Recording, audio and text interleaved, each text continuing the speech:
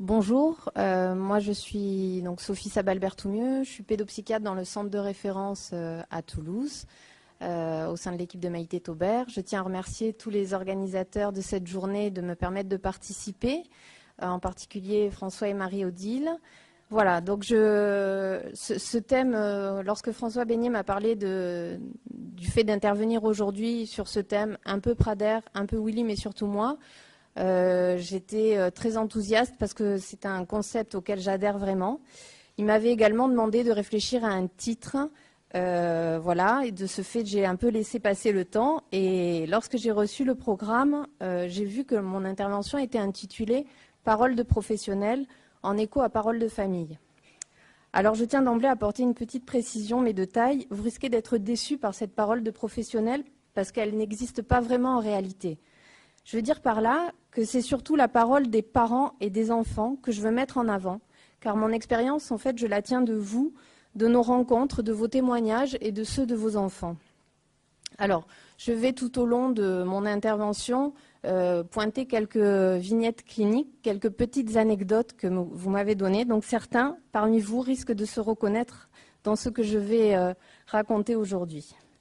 Donc je vais m'appuyer sur toutes vos paroles pour tenter de mettre en lumière plusieurs points qui me semblent essentiels à développer aujourd'hui. Donc tout d'abord, la naissance de ce bébé, qui est en lien avec la naissance de ce syndrome également. L'enfant, que je vais plutôt regarder donc sur ce côté, sur ce versant un peu Prader, un peu Willy, mais surtout moi. Le point de vue des parents, avec souvent une confusion des rôles entre être parent, être soignant. Et tout ce petit monde évoluant dans notre société actuelle avec beaucoup de pression très souvent. Donc moi j'ai fait un petit PowerPoint, mais c'est surtout ce que je vais vous dire qu'il faudra écouter, mais ça sert un peu à vous tenir au niveau de l'attention.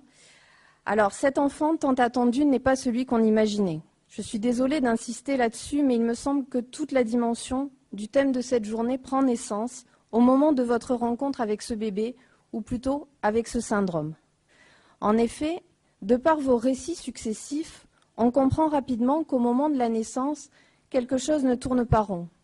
Parfois, certaines mamans l'avaient pressenti durant la grossesse et elles remarquaient que ce n'était pas comme d'habitude. Les recherches d'explications autour de cette hypotonie et des difficultés à téter vont durer de quelques jours à quelques semaines et elles seront source d'inquiétude ou plutôt d'angoisse chez la majorité des parents. Et puis le couperet tombe, en même temps que des explications à propos du syndrome. Ces explications qui seront plus ou moins précises, plus ou moins détaillées, plus ou moins réfléchies et assumées par le médecin qui fera l'annonce.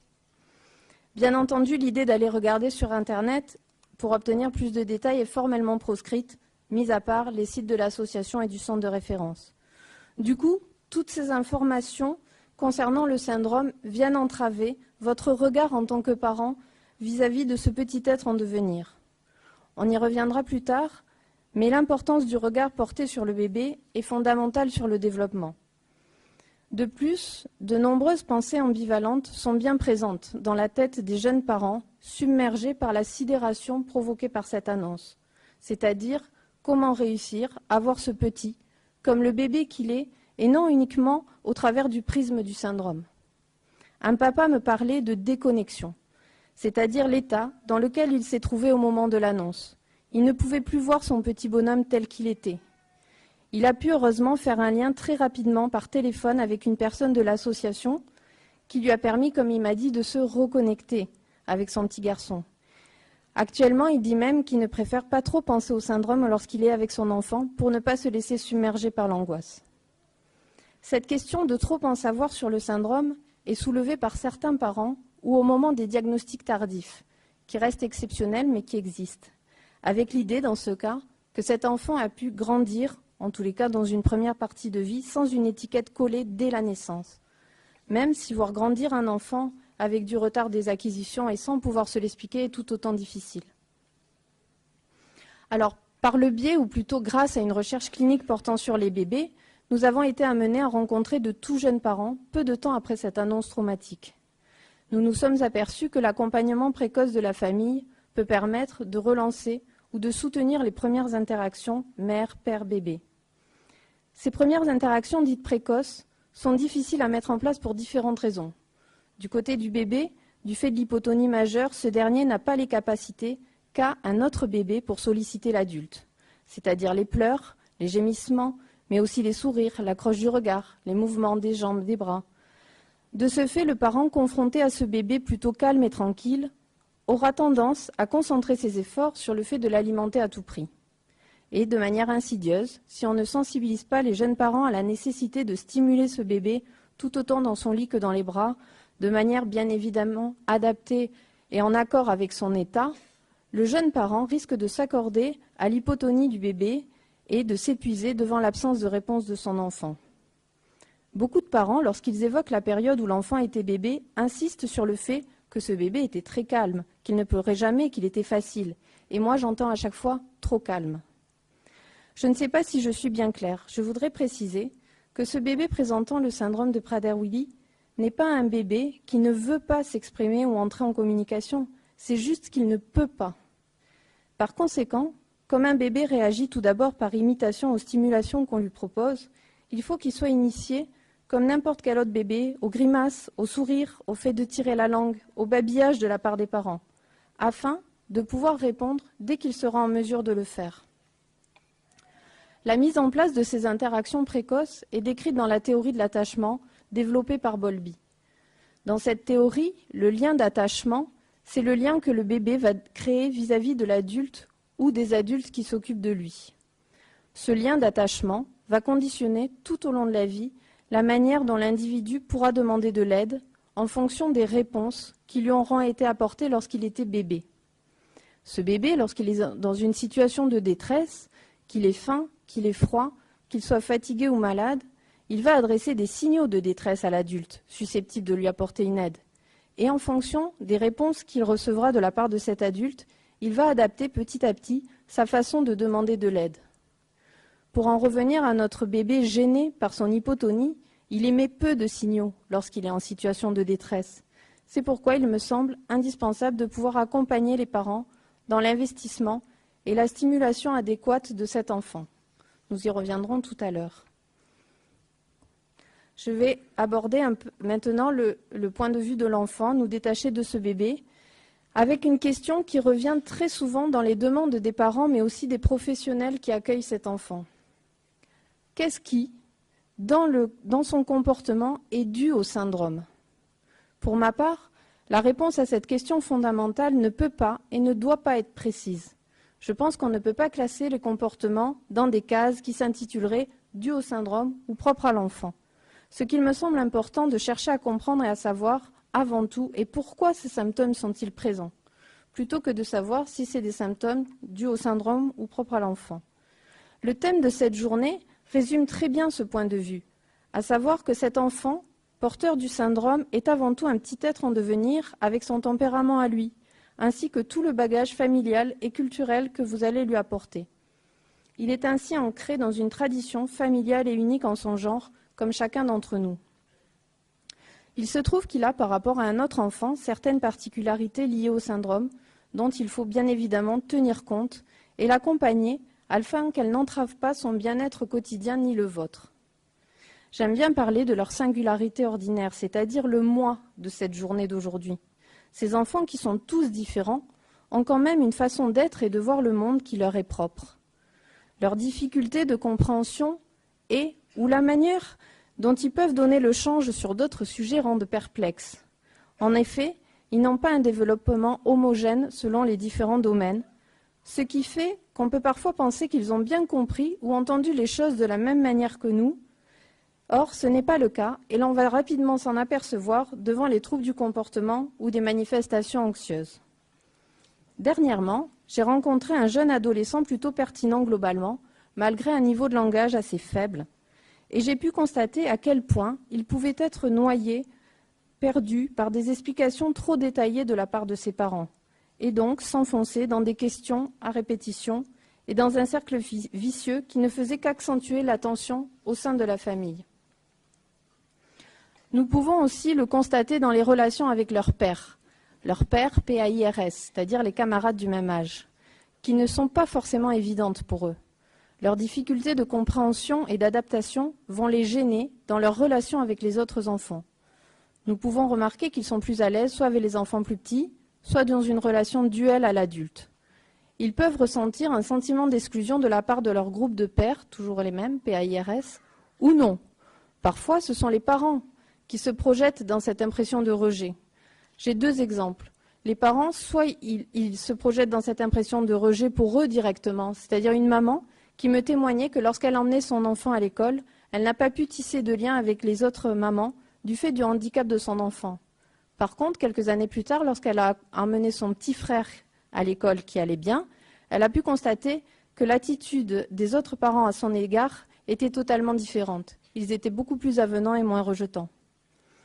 Ou bien, les parents peuvent avoir ce sentiment de rejet par projection pour leur enfant, c'est-à-dire en se mettant à leur place et en s'imaginant jouer seul dans la cour de récréation.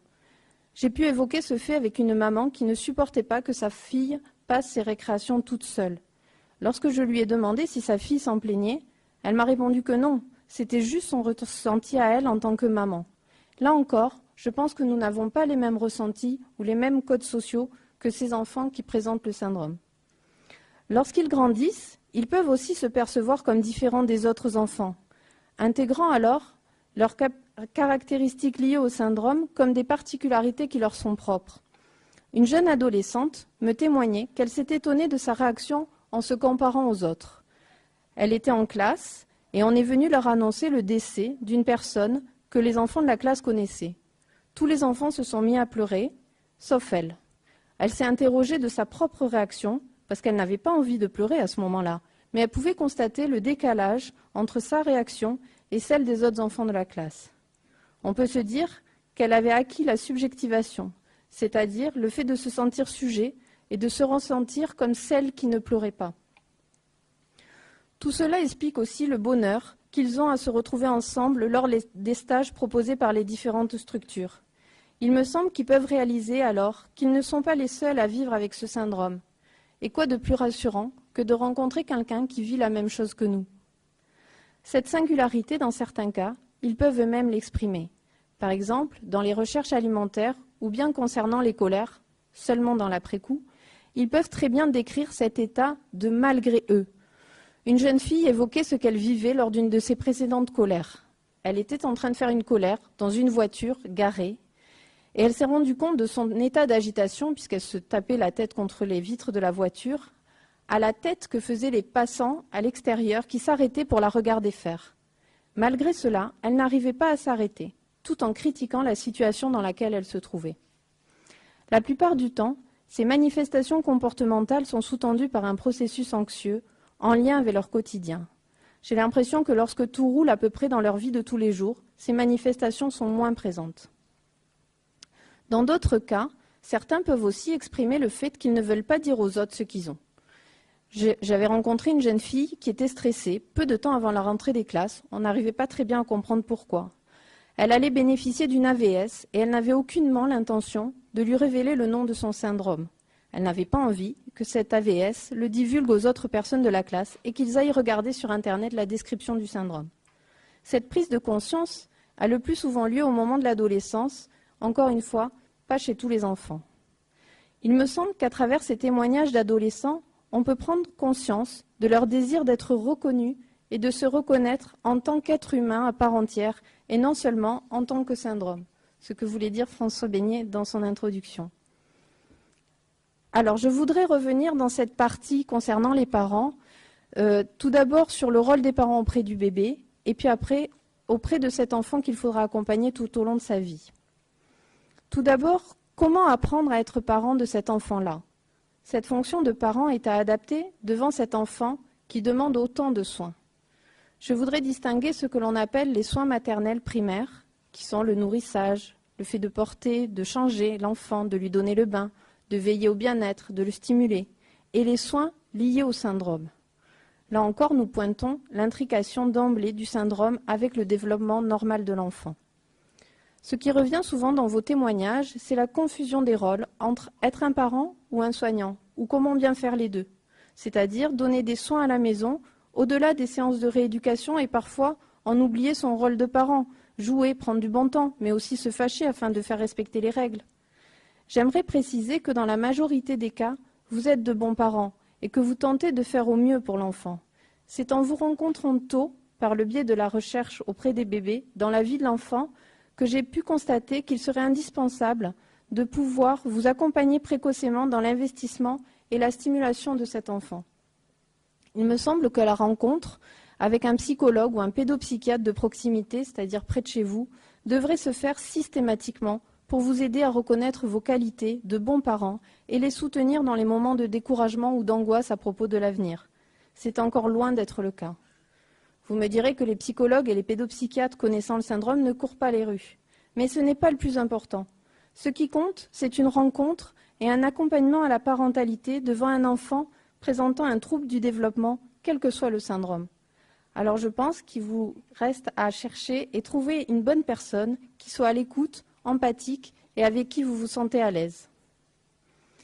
Comme je le disais précédemment, la recherche sur Internet des symptômes est à proscrire, car elle met dans la tête toute une description d'un développement programmé pour l'enfant porteur du syndrome. Effectivement, en ayant conscience d'emblée des différents symptômes de la maladie, le but des parents sera de lutter contre ou d'atténuer leur apparition. De ce fait, il me semble que la relation simple et naturelle parent-enfant est alors entravée, le parent ayant constamment en tête ce qui peut advenir. Je m'explique.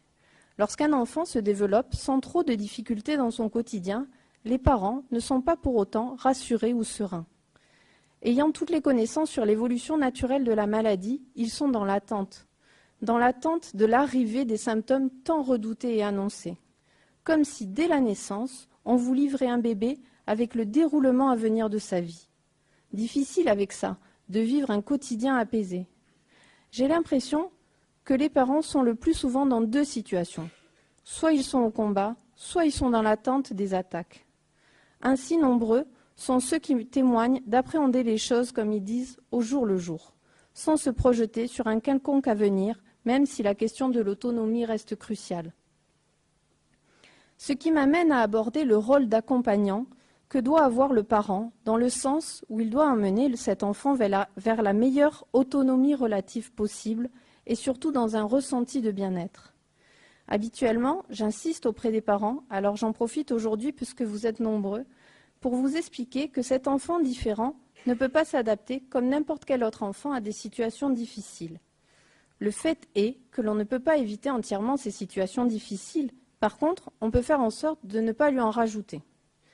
Je veux dire par là qu'il est important, dans la mesure du possible, de pouvoir choisir les personnes les mieux intentionnées pour pouvoir s'occuper de lui et ne pas le confier à des personnes ayant une attitude de rejet ou tout simplement négative à son égard. Nous avons pu constater à quel point l'attitude rejetante ou au contraire empathique peut avoir des effets négatifs ou très positifs sur le comportement de l'enfant. Il est donc important de prévenir certains troubles du comportement en confiant son enfant à une personne bien intentionnée. Je parle alors de bonnes rencontres qu'il faut essayer de favoriser le plus possible de manière active. Donc je vais vous parler un peu de la notion de handicap et la pression sociétale qu'on peut retrouver dans nos sociétés. Finalement, avec la naissance de cet enfant, les parents vont être confrontés très rapidement et souvent pour la première fois au monde du handicap. Dans la définition du handicap de l'OMS de 1975, la composante qui m'intéresse particulièrement est celle qui définit le handicap comme un désavantage social. Elle décrit les limitations à l'accomplissement d'un rôle social, ce qui désavantage l'individu par rapport aux performances qu'on attend de lui. L'exemple même de la scolarité en milieu ordinaire pour ces enfants. Les parents vont donc être confrontés, en plus des soins à apporter à leur enfant, aux nombreuses démarches administratives, notamment auprès de la MDPH. Et là aussi, selon les différents interlocuteurs, les démarches seront ou non facilitées. Je ne vais pas polémiquer plus longtemps à ce sujet. Depuis la loi de février 2005, la notion de personne en situation de handicap remplace celle de personne handicapée.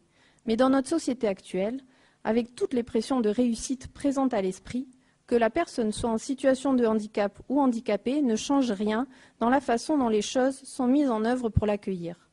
Les exemples sont nombreux concernant les AVS, c'est-à-dire l'école n'accueillera pas l'enfant si la VS n'est pas présente. La VS est absente, ah, elle n'est pas remplacée, on ne pourra pas l'accueillir. Pas d'AVS affecté cette année. Ah, la personne que vous aviez l'an dernier était très bien, voire trop bien, on ne peut pas renouveler son contrat, donc vous aurez une nouvelle personne cette année. Je ne vais pas poursuivre sur ce ton négatif. Je voudrais juste, dans le cadre du thème de cette journée, insister sur les pressions à l'égard de l'enfant.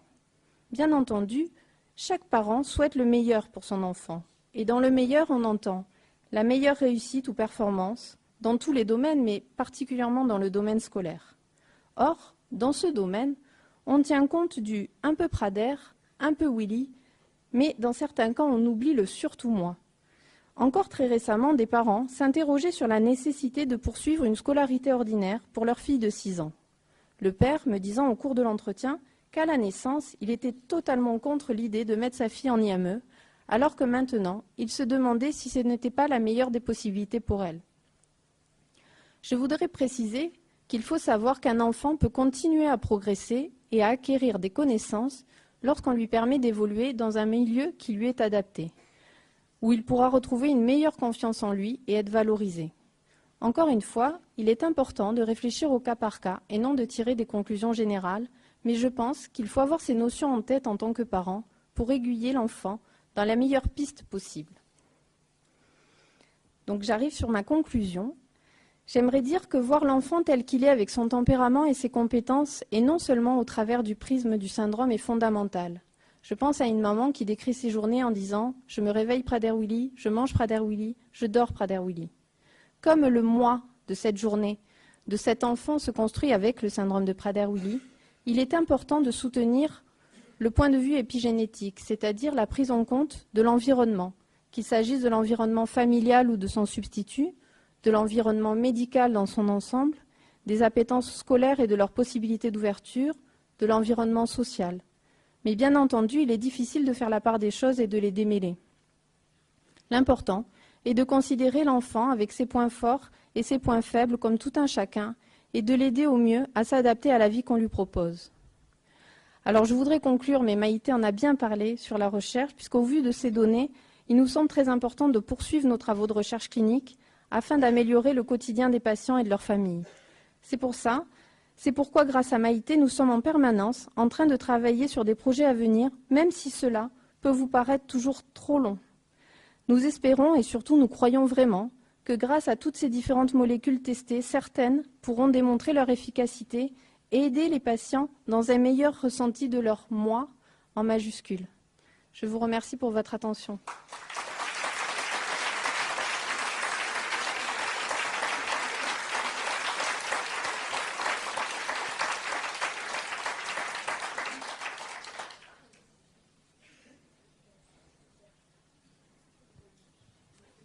Merci beaucoup pour cette intervention. Il y a des questions ? Voilà.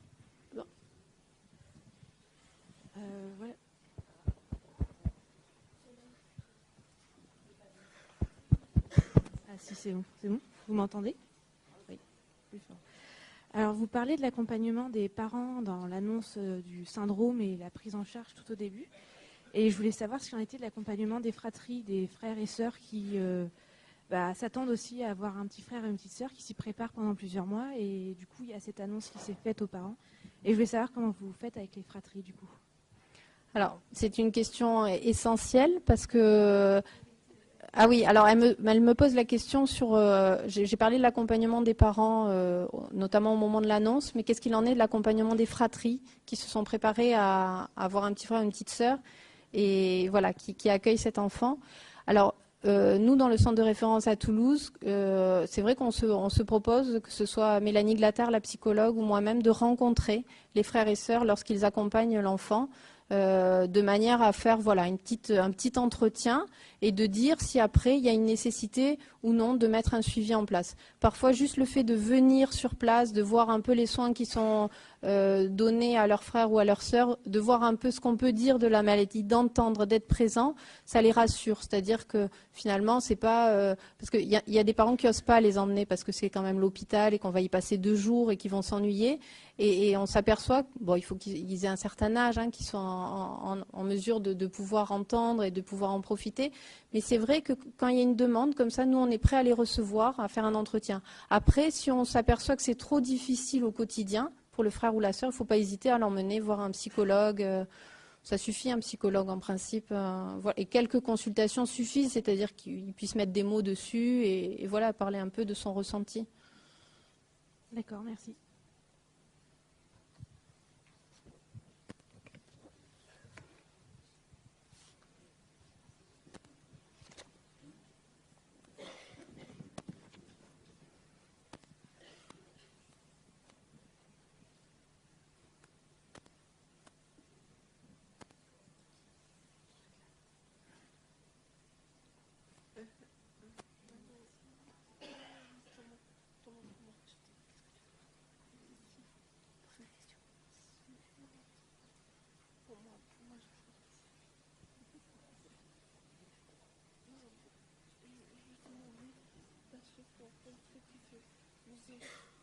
Oui, mais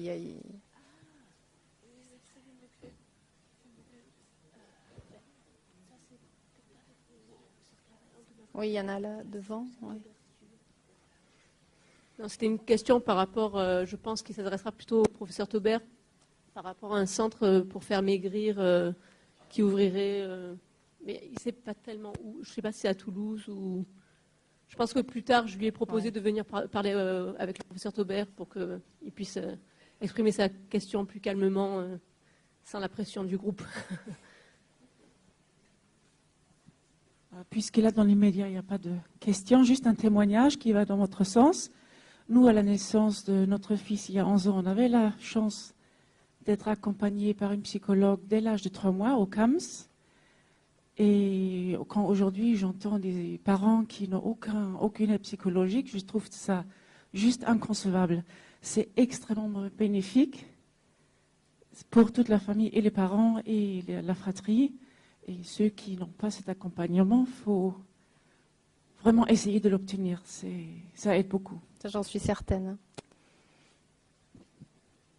Alors, une dernière question, et puis on passera ensuite aux paroles des familles.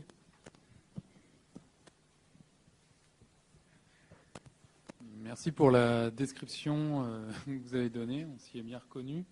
Moi, je suis le père d'un petit bonhomme de 1 an et je me pose une question sur la manière d'anticiper l'avenir tout en évitant de se projeter. En fait, j'ai l'impression qu'il y a une dichotomie là-dedans, on n'arrive pas à se placer, on est constamment dans les allers-retours et donc par rapport à ce que vous connaissez, comment se placer, quoi. Alors, le plus souvent, le témoignage des parents me disent finalement, plus on se projette, plus on s'angoisse, plus, de toute façon, ça reste une incertitude, on ne sait pas ce qui va advenir. Donc beaucoup prennent, quand ils sont en mesure de le faire, hein, le parti de dire on vit au jour le jour. Voilà, aujourd'hui ça va, demain sera demain, on verra plus tard. Voilà, tout en ayant en tête de l'accompagnement spécifique qu'il faut faire auprès de cet enfant. Mais essayer de ne pas trop projeter pour ne pas s'angoisser. Souvent dans le couple, il y en a un qui arrive bien et l'autre qui est plus sur une tendance anxieuse et qui arrive moins bien. Donc il faut se trouver un équilibre dans le couple et pouvoir beaucoup échanger entre le papa et la maman, je pense. J'ai encore une petite question. Actuellement, mes fils, ils ont 5 ans. Ils sont tous les deux atteints du syndrome. De quelle manière on peut leur dire, parce que nous, on leur dit depuis qu'ils sont petits, qu'ils sont malades, enfin qu'ils sont pas malades, on leur explique qu'ils sont différents, qu'ils n'ont pas le droit de manger du sucre, donc ils savent très bien qu'ils ne peuvent pas manger du sucre. Mais comment leur dire vraiment ce que c'est, ce que ça représente, sans les enfermer là-dedans, quoi, justement, pour pas qu'ils soient dans je suis atteinte de Prader-Willi, je suis handicapée, mais qu'ils soient juste Arthur et Antoine et que voilà, comment leur annoncer, alors il faut pas leur annoncer, ouais. Mais c'est comment leur en parler, quoi. Alors, tout simplement, toujours pareil.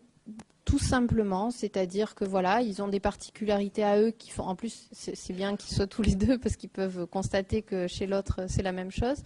Donc voilà, qui sont différents Mais ça, moi, je le conseille pour tous les syndromes, si vous voulez, génétiques. C'est-à-dire, c'est pas une annonce officielle à faire, tu es porteur de tel syndrome. C'est juste, voilà, il y a une petite brique au niveau génétique qui n'est pas exactement comme celle de tout le monde, qui fait que tu ne peux pas manger du sucre, tu as la piqûre tous les soirs.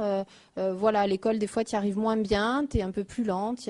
Voilà, mais tout simplement, et jamais aller au-devant de choses trop compliquées pour les enfants. Vaut mieux attendre. Et eux-mêmes vont se construire tout doucement avec ça et venir vers vous quand ils auront des questions. Voilà. Mais souvent, les questionnements, c'est plutôt après 13 ans qu'on le constate. Hein. Voilà. C'est vraiment au moment de l'adolescence où il y a plutôt voilà, un questionnement sur pourquoi cette jeune fille qui disait voilà pourquoi les autres pleurent et moi j'en ai même pas le ressenti. Moi j'ai pas envie de pleurer et pourtant je vois bien que c'est pas l'attitude normale de ne pas pleurer. Voilà. Donc toujours très simple.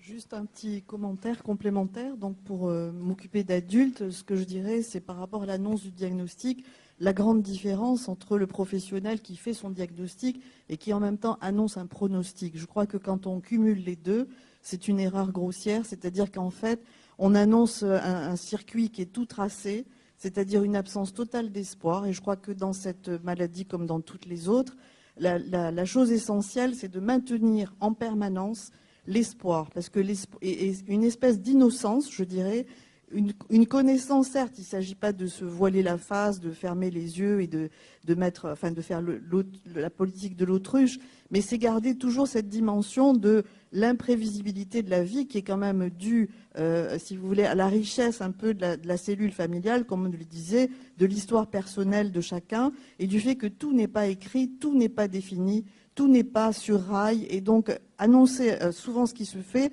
c'est annonce du diagnostic et quasiment annonce du pronostic. C'est-à-dire, en gros, voilà ce qui vous attend, évidemment, en prenant l'aspect le plus grave et, si vous voulez, en mettant, donc, justement, en coupant toute espérance. Et moi, je crois que, si vous voulez, le devoir des professionnels, c'est à tous les moments de la vie, parce que là, on parle de l'enfance, de la petite enfance, mais je crois qu'à tous les âges de la vie et dans toutes les étapes, c'est de garder cette dimension d'espoir et d'accompagner aussi bien les professionnels, c'est-à-dire recréer la motivation aussi chez les professionnels qui ont tendance parfois à baisser les bras parce qu'en effet, si on se base sur le poids, ça fait le yo-yo en permanence, on n'y arrive pas. Si on se base sur le comportement, il y a des étapes terribles.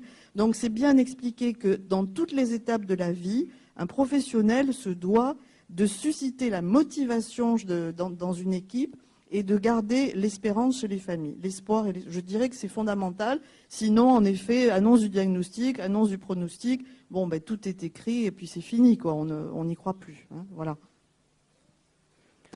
Merci Denise, merci pour votre attention.